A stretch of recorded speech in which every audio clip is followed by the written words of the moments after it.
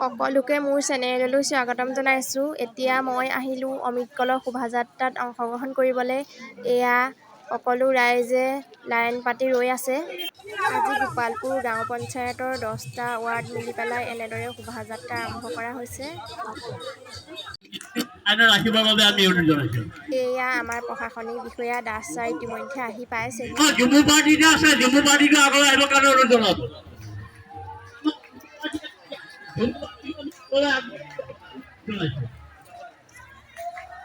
এনেদৰে তেখেতক আদৰি অনা হৈছে।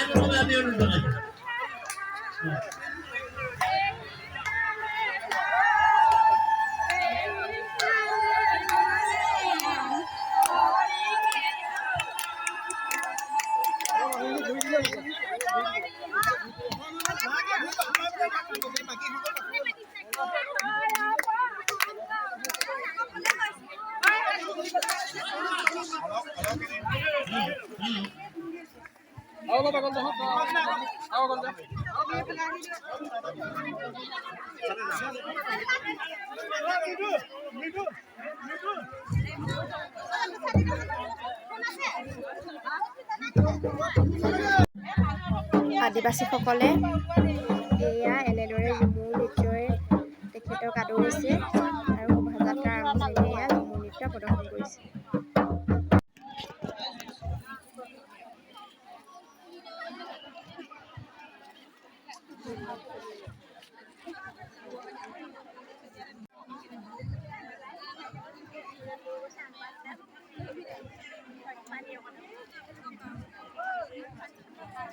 এয়া সকলো মানুহ শোভাযাত্ৰাৰ কাৰণে আহি ইতিমধ্যে উপস্থিত হৈছেহি। খন্তেক সময়ৰ পিছতেই আমাৰ শোভাযাত্ৰা আৰম্ভ কৰা হ'ব।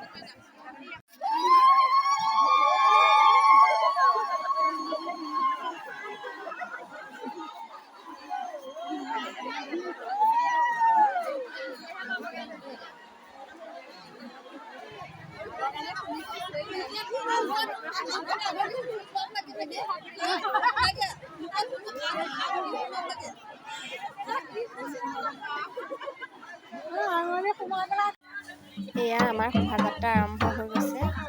সকলোৱে মোৰ দেশ মোৰ মাটিৰ শ্লোগানেৰে শোভাযাত্ৰা কৰিছে।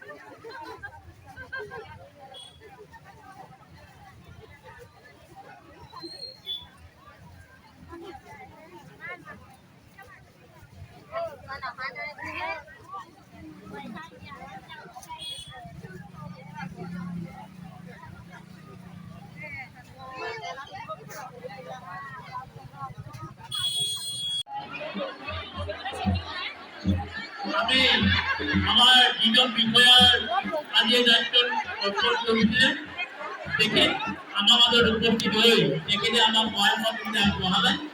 আমি এই সন্ধিয়া সময়ত পাছতে আজি আমাৰ কাৰ্যসূচী আমি শুভাৰম্ভ কৰিম। সেয়ে সময় ৰাইজক খন্তেক ধৈৰ্য ধৰি আমি আধা ঘণ্টাৰ ভিতৰতে আপোনালোকক বিদায় দিব পাৰিম।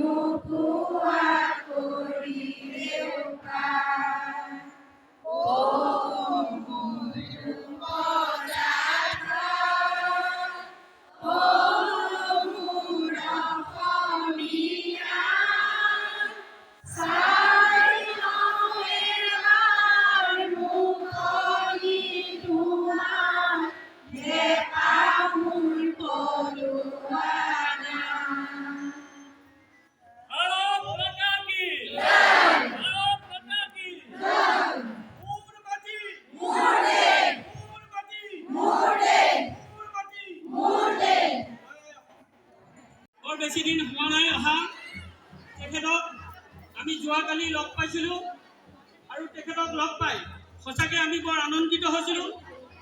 তেখেতৰ কথাৰে আমাক আগ্ৰহিত কৰিছিল আৰু সেইকাৰণে তেখেতক আমি ধন্যবাদ জ্ঞাপন কৰিছোঁ। আৰু আজি আমি আদৰণি অনুষ্ঠানত তেখেতক এই অনুষ্ঠানত আদৰণি জনাবলৈ পাই আমি সুখী হৈছোঁ। জয় জয়তে মই আপোনালোকক চিনাকি কৰি দিছোঁ। এয়া প্ৰশাসনিক বিষয়া গহপুৰৰ SDPO দাস ছাৰ, তেখেত আমাৰ মাজত আছে। তেখেতক আমি আদৰণি জনাবৰ কাৰণে আমাৰ পঞ্চায়তৰ ছেক্ৰেটাৰী বাইদেউক আমি অনুৰোধ জনাইছোঁ।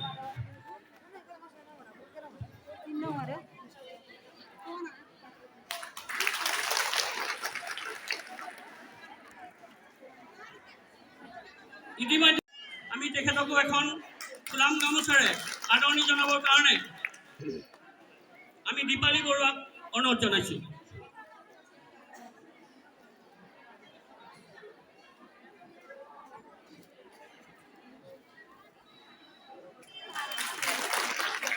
ইয়াৰ পাছতে আমি আপোনালোকৰ মাজত চিনাকি কৰি দিবলৈ ওলাইছোঁ গোপালপুৰ গাঁও পঞ্চায়তৰ সন্মানীয় আঞ্চলিক সদস্য বিচিত্ৰ বসুমতাৰী ডাঙৰীয়া। তেখেতকো আমি আজি এই সভাত আদৰণি জনাব বিচাৰিছোঁ। তেখেতক আদৰণি জনাব বুলবুলি ফুকন ডাঙৰীয়ানী।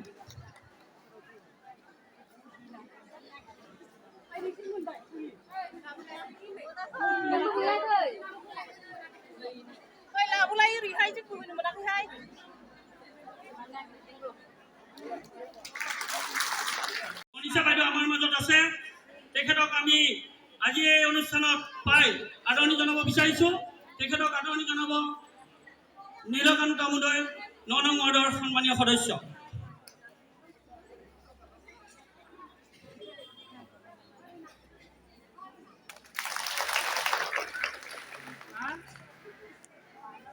মাজত আছে।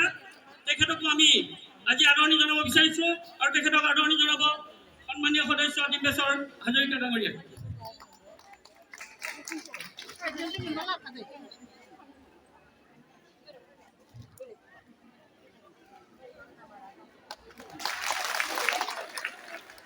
আমি আপোনালোকৰ মাজত এখন গামোচাৰে আদৰণি জনাবৰ কাৰণে দীপালী বৰুৱা ডাঙৰীয়ানীক আমি অনুৰোধ জনাইছোঁ।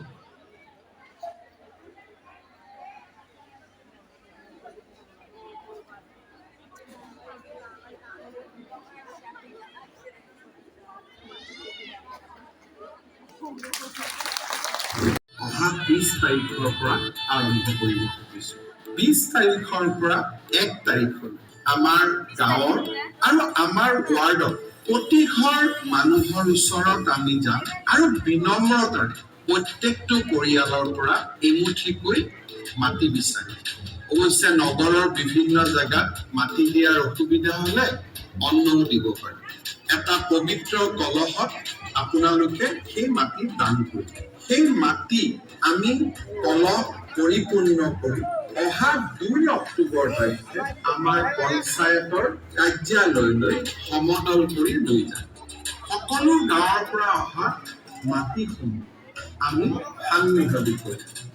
মাটিখিনি তেতিয়া গাঁৱৰ নহয়, আমাৰ পঞ্চায়তৰ হৈ গ'ল।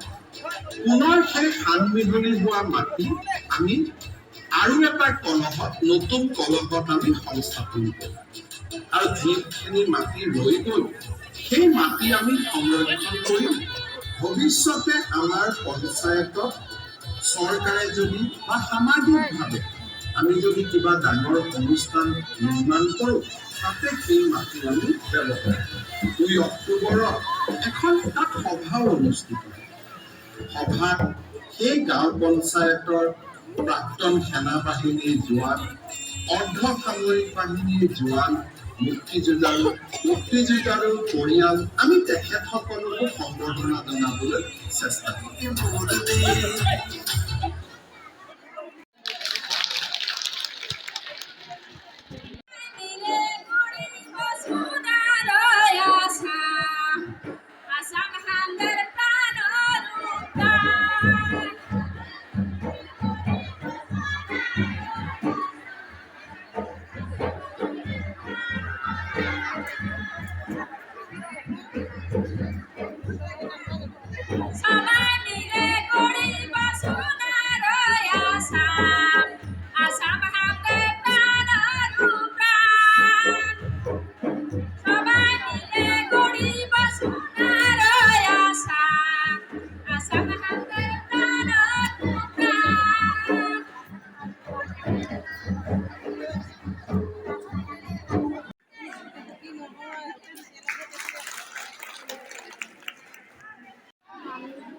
সংকল্প লওঁ যে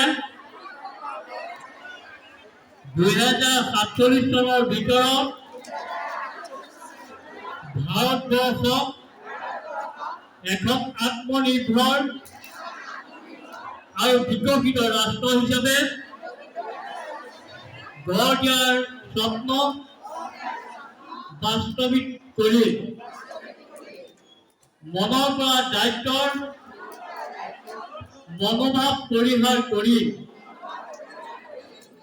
দেশৰ সমৃদ্ধ ঐতিহ্যক লৈ গৌৰৱ কৰি দেশৰ একতাৰ বান্ধোন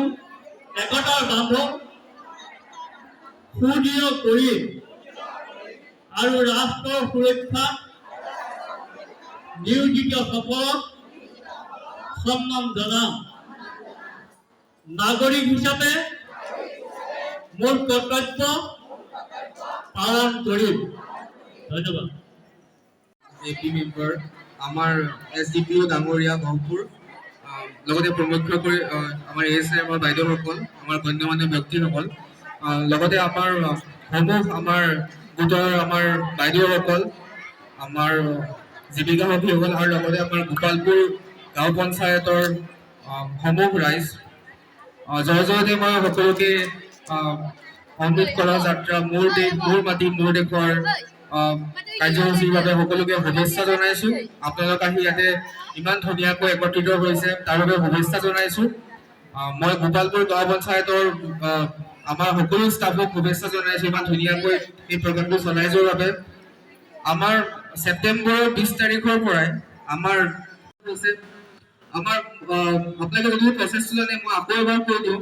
আমাৰ যিহেতু 20 তাৰিখৰ পৰা আৰম্ভ হোৱা বুলি মই জনালোঁ, আমাৰ 10টা ৱাৰ্ডৰ বা 10টা কলহ আহি আজি ইয়াত আমাৰ 5 তাৰিখে ইয়াত দিয়া হৈছে। আমি গোটেইখিনি কলহ এতিয়া আমি এই ডাঙৰ কলহটোত আমি গোপালপুৰ পঞ্চায়তৰ গোটেই মাটিখিনি আমি মিলাম। আমাৰ 15 তাৰিখ অহা 15 তাৰিখে আমাৰ এই গোটেই গোপালপুৰ পঞ্চায়তৰ পৰা এইটো কলহ তেনেকে আমাৰ বাকী 16খন পঞ্চায়তৰ পৰা কলহখিনি গৈ আমাৰ গ্ৰুপ 6 উন্নয়ন খণ্ডৰ কাৰ্যালয়ত গৈ জমা হ'ব। আৰু মই জনাবলৈ পাই সুখী যে সেইদিনাখন আমাৰ ডিষ্ট্ৰিক্টৰ গাৰ্জেন মিনিষ্টাৰ আমাৰ বিজু হাজৰিকা ছাৰ তেখেত আমাৰ মাজত উপস্থিত থাকিব। তো সেইদিনাখন আমি 17খন পঞ্চায়তৰে আমি এনেকৈ কলম 17টা আমাৰ জমা হ'ব। আমি ডাঙৰ ইয়াত যেনেকৈ কৰিছোঁ তাতে আমি এখন ডাঙৰ কাপোৰ ল'ম, তাতে আমি গোটেই মাটিখিনি মিলাই পিনি আমি দুটা পিতলৰ পাত্ৰত আমি ৰাখিম। সেই পাত্ৰকেইটা আমাৰ বৰপেটাৰ পৰা আহিছে। গোপালপুৰ গাঁও পঞ্চায়তৰ অধীনত ছয়দুৱাৰ উন্নয়ন খণ্ডৰ খণ্ড উন্নয়ন বিষয়া প্ৰমুখে গাঁও পঞ্চায়তৰ সমূহ কৰ্মকৰ্তা উপস্থিত গাঁও পঞ্চায়তৰ আই মাতৃ মোৰ বাইদেউ মোৰ ভণ্টিসকল যে আজি শুভ মুহূৰ্তটো অমিত কলত যাত্ৰাৰ সম্পৰ্কে খণ্ড উন্নয়ন বিষয়া মহোদয় গোটেইখিনি অৱগত কৰিছে আপোনালোকক। মেইন উদ্দেশ্যটো হ'ল কি যোৱা বছৰ আমাৰ ভাৰতবৰ্ষৰ স্বাধীনতা ৭৫ বছৰ পাৰ কৰাৰ অমৃত মহোৎসৱৰ লগত সংগতি ৰাখি এই অমিত কলত যাত্ৰাৰ এটা প্ৰকল্প মাননীয় প্ৰধানমন্ত্ৰী মহোদয়ে এইটো এটা প্ৰকল্প লৈছে। এই প্ৰকল্পৰ অধীনত আমাৰ গৌৰৱৰ কাৰণ এইটোৱে আমি অনুভৱ কৰিব পাৰোঁ যে আমাৰ গাঁও অঞ্চলৰ পৰা তোলা সামান্য অকণমান ঘৰৰ মাটি আনি পঞ্চায়তত জমা হৈছে। এই পঞ্চায়তৰ পৰা তাতে গোটেই মাটিখিনি মিহলি কৰি নি ব্লকত অলপ মাটি জমা হ'ব। ব্লকৰ পৰা এই মাটিটো নি জিলাত গুৱাহাটীৰ পৰা জমা হ'ব।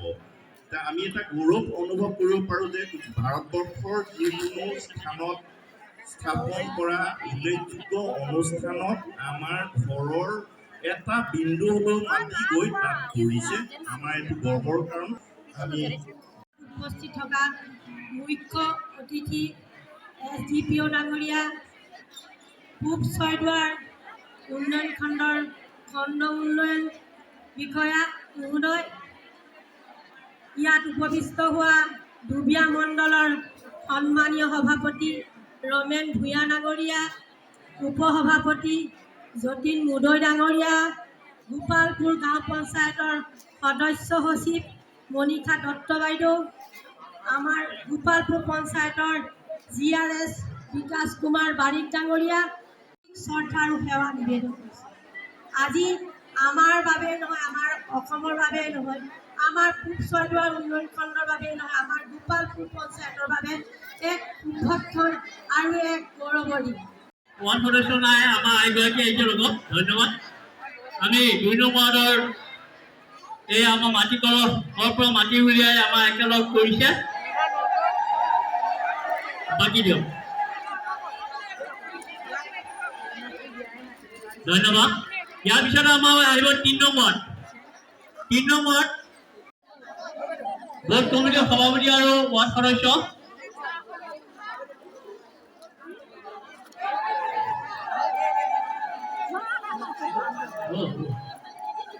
ইয়াৰ আমি আই মাতৃসকলৰ বাবে আমি আৰু ভোট ব্যৱস্থা কৰিছোঁ।